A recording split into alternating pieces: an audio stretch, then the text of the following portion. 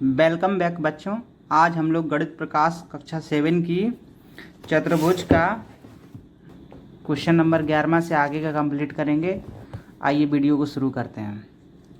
सवाल नंबर पहला है कि इनों के उत्तर दीजिए। तो ये हमारा चतुर्भुज है, समचतुर्भुज है। तो लिखा भी है कि उपरोक्त समचतुर्भुज को देखते हुए रिक्त स्थान की पूर्ति करना है। तो समचतुर्भुज का मतलब होता है कि ये सभी भुजाएं बराबर हैं, सभी भुजाएं बराबर हैं, बस इसमें कोण 90 अंश का नहीं है, इसलिए यह समचतुर्भुज कहलाएगा।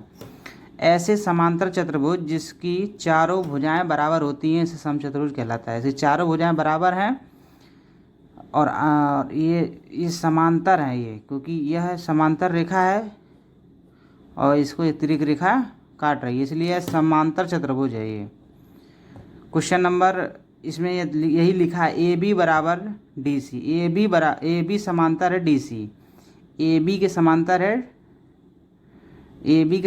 है डी सी, और बी सी के समांतर है डी ए या ए डी। और क्वेश्चन नंबर जो ग नंबर का दे रहा है, ये भुजाएं बराबर A B, B C, C D और ए डी, ये सब बराबर हैं। नेक्स्ट क्वेश्चन देखेंगे। क्वेश्चन नंबर इसी का दूसरा कह रहा है, समचतुर्भुज ए बी सी डी के चारों भुजाओं की लंबाई नापना है। तो हम इसके चारों भुजाएं, जो समचतुर्भुज जो पीछे दिया था, इसकी जो चारों भुजाओं का नाप हम लिख के इसमें रख देंगे, तो सब चारों भुजाओं की लंबाई बराबर आएगी। आप लोग नाप लीजिएगा। क्वेश्चन नंबर 12 है, कह रहा है कि एक आयत दिया है। आयत में क्या कह रहा है कि हर सभी भुजाओं का एक मध्य बिंदु पी क्यू आर एस दिया है। एक कह रहा है कि इसको एक अगर हम एक रेखा खींच देते, मिला देते हैं चारों को, तो एक हमारा समचतुर्भुज का निर्माण हो जाएगा। कह रहा है क्या चतुर्भुज पी क्यू आर एक समचतुर्भुज है? हाँ, ये एक समचतुर्भुज है। अगर आयत के मध्य बिंदु को अगर मिला देंगे आपस में तो एक समचतुर्भुज का निर्माण हो जाता है। क्वेश्चन नंबर 13 है कि चित्र के आधार पर हमें इसका आंसर लिखना है। ऐसा चतुर्भुज जिसका प्रत्येक कोण समकोण हो और सभी भुजाएं बराबर हों। तो सभी भुजाएं बराबर हों, समकोण हो, तो यह समचतुर्भुज है। इसकी चारों भुजाएं हैं तो यह वर्ग कहलाएगा। इसी में कह रहा है कि समान भुजाओं और समांतर भुजाओं के नाम लिखो। A B, B C, C D और ए डी, सभी भुजाएं बराबर हैं, तो A B, B C, C D सब भुजाएं बराबर हो गई। और समांतर ए बी के समांतर हो गया डी सी, और बी सी के समांतर ए डी, सभी समांतर हो गया हैं एक दूसरे के, चारों समांतर हैं ये। नेक्स्ट क्वेश्चन देखेंगे। क्वेश्चन नंबर 5 कह रहा है, वर्ग तथा समचतुर्भुज में अंतर बताइए। तो वर्ग की चारों भुजाओं का जो कोण होता है वो 90 अंश का होता है और विकर्ण बराबर होते हैं, जबकि समचतुर्भुज में ऐसा नहीं होता, 90 अंश का भी नहीं होता है और विकर्ण भी बराबर नहीं होता है। 14वां क्वेश्चन देखेंगे। यह एक पतंग की आकृति बनाई गई है। ऐसे समचतुर्भुज जिसमें दो संलग्न भुजाओं के युग्म बराबर हों उसे कहलाते हैं। जिसमें दो, ये इसके बराबर है और ये इसके बराबर, तो इसको पतंग का नाम दिया गया है। अब ये भुजा बराबर कैसे है? ए बी बराबर है ए डी के और बी सी बराबर है डी सी के। ये क्वेश्चन नंबर 15, एक गतिविधि दी गई है। इसको हम लोग अपने कागज़ पे, एक कागज़ को फाड़ के करेंगे, मोटे कागज़ पे काट के करेंगे। तो उसमें हम क्या करेंगे, कागज़ पे ए बी सी डी एक हम चतुर्भुज बना लेंगे। फिर क्या करेंगे कि इसको हम मध्य बिंदु से काट देंगे, सबके मध्य बिंदु से चारों तरफ से हम काट देंगे और इसके कोणों के नाम लिख देंगे 1 2 3 4। अब इन कोणों को आपस में मिलाएंगे, इसको काट दिया गया यहाँ से। तो हम आपस में इसको मिलाएंगे कोणों को, तो ए बी सी डी जब मिलाएंगे तो एक वृत्त बन जाएगा। तो इस वृत्त का कोण होता है पूरा 360।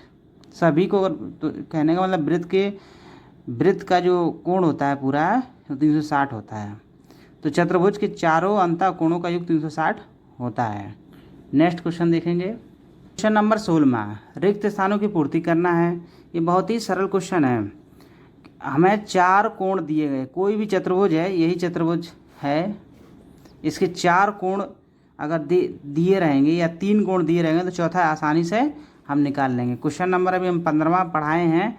चतुर्भुज के चारों अंतःकोणों का योग 360 होता है। अभी हम काट काट कर दिखाया गया है, तो इन सबको जब मिलाएगा तो एक वृत्त बना है, तो 360 का होता है। तो अतः ए बी सी डी कोण का योग अगर करेंगे तो 360 का हो जाएगा। तो 60, 80, 120 और 100, इनको सबको जोड़ेंगे तो 360 हो जाएगा।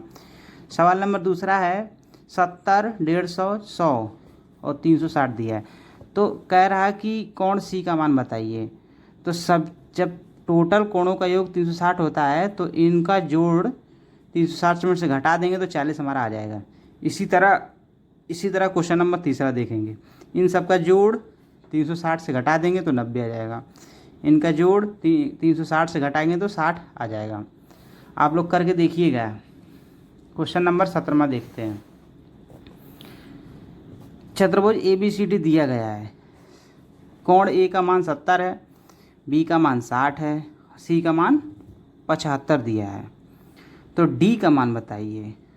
तो जब चारों 3 कोण दे दिए हैं, सवाल नंबर अब यही ऊपर वाला है, जब 3 कोण दे दिए हैं तो 360 में से इसको घटा देंगे टोटल जोड़ के 75, 60 और ये 70, 60 और 75 जोड़ देंगे 205 आ जाएगा, प्लस एक्स, इसको एक्स मान लेते हैं, और बराबर 360। 205 को उधर भेज देंगे तो एक्स 360 में से 205 घटाएंगे तो 155 हमारा आंसर आ जाएगा। क्वेश्चन नंबर जो हमारा डी का मान है, जो डी का मान है 155 आ जाएगा। क्वेश्चन नंबर 18वां देखेंगे।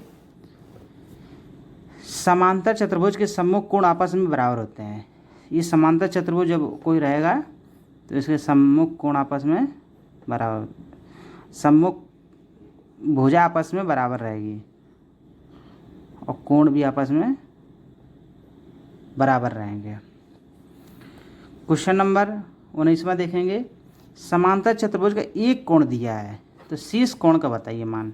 तो जब ये 50 दिया है और ये समांतर चतुर्भुज है, दो समांतर रेखाओं को अगर एक तिर्यक रेखा काटती है तो उसके एक ही ओर के अंतः कोणों का योग 180 अंश होता है। तो ये 50 में अगर 180 अंश से अगर हम 50 में घटा देंगे तो 130 हमारा आ जाएगा। तो इन दोनों का जोड़ हमारे 180 अंश आना चाहिए। तो ये समांतर चतुर्भुज हो गया। फिर जब 130 हो गया तो इसी के सम्मुख कोण 130 होता है और इसके सम्मुख कोण 50 होता है। तो ये सभी कोण निकल आएंगे। एक ही ओर के अंतः कोणों का योग 180 अंश होता है। हम लोग आज क्वेश्चन 19 तक ही रहने देते हैं। नेक्स्ट वीडियो में और 20 से लेके पूरा लास्ट कंप्लीट बता दिया जाएगा। धन्यवाद।